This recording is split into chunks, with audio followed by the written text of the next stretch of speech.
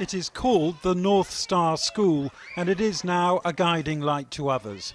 Its children back in the playground, pursuing a sanitised football for over a month now, almost as if the global pandemic had never happened.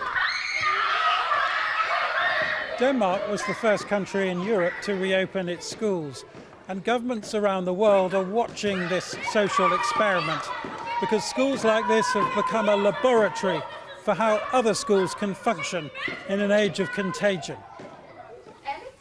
This class of 8-year-olds has been split across 2 rooms to keep their desks apart. That's only possible by doubling the number of teachers, so local council staff have been drafted in to help.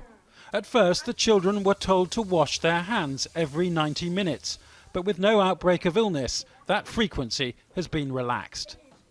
How do you play with your friends without touching them? We play like different games.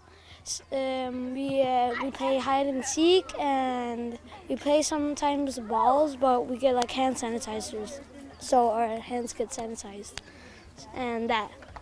So you're making it work? Yeah.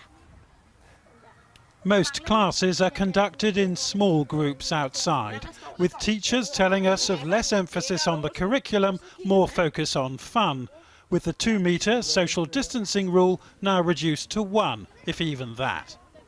My main worry actually have been how many children are going to suffer from anxiety after this. All this washing hands and sanitising all the time and keep away from your friends. That was a big worry for me. How can we put it to the children in a gentle way so it doesn't seem too frightening? And how's it turned out?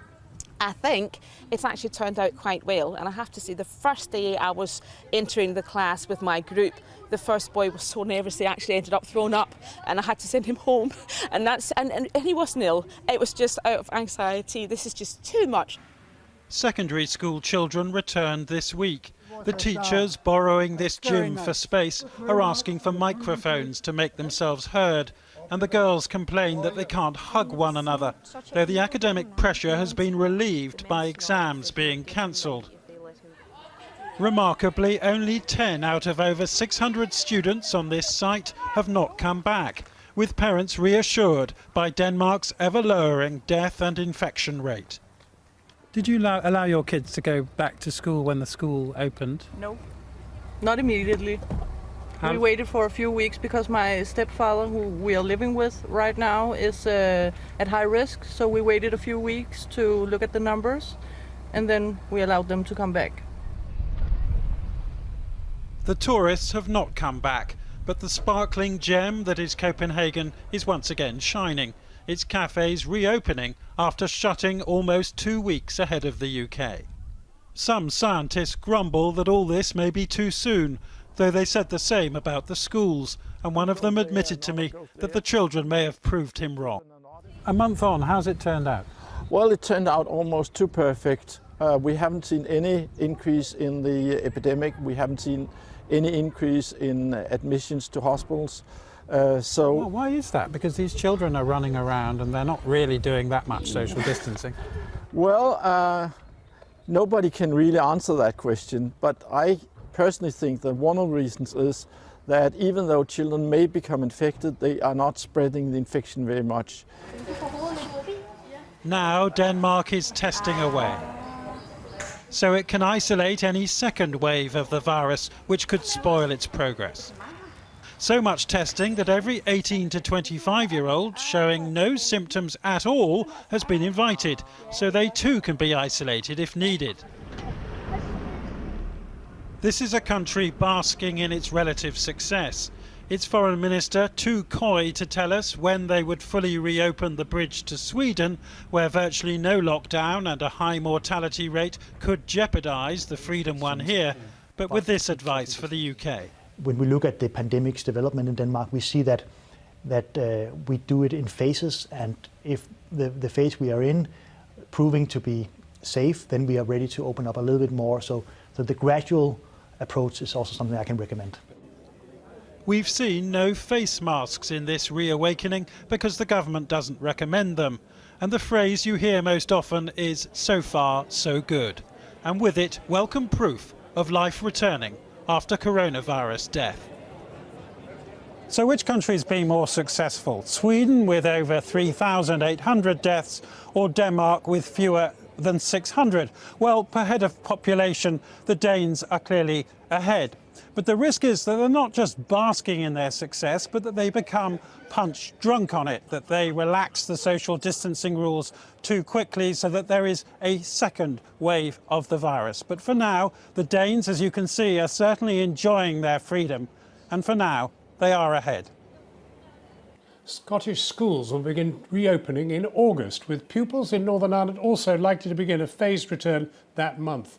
The scientific advice for England will be published later this week, with the date of June the 1st still the government's target.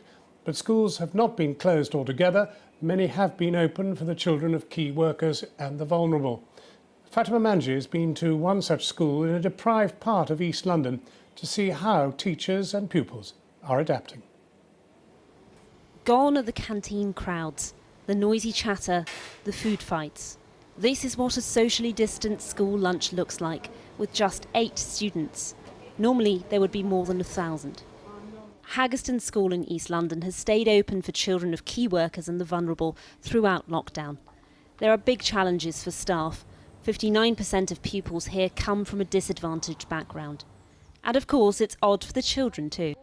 Well, it's been weird. It's kind of like being in like a abandoned school, which is kind of nice, kind of weird. These twins are being very careful about the rules themselves and are frustrated at grown-ups who are less so. All the adults have been in the park and not really staying apart where all the kids are, but that's not really going to help anyone. I'm a tiny bit worried about my mum because she's a nurse and I don't have to work anymore, but she's still saving people's lives as well, so yeah. You must be really proud of her. Yeah, I am. The way that we are doing our work, it really helps me because at home I can't do it because I'll get easily distracted. Or sometimes the teachers have to remind us to keep 2 meters away. Sometimes I think about why are they telling us, but it's for my health and safety. Lessons now take place largely online, and most students will work on them at home. The school has tried to provide laptops and internet dongles or even printed worksheets for those who really need them. So let's start with simple future tense. So I can see straight away, visitaré España. But some children still find it difficult and their progress is slipping. Your mum said that you were finding it a bit of a struggle. She was just saying that that you weren't kind of getting on with the work, and I just wondered how that was going. We have parents that we speak to who are desperate to get their children back in school and who are really keen to know when they can start to think about that.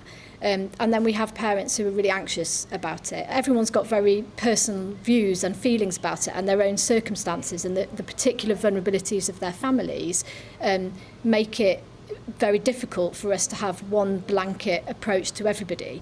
It's a tricky balancing act for you. It is, yeah. You know, it is tricky, and the only way I think to manage it is to go slow.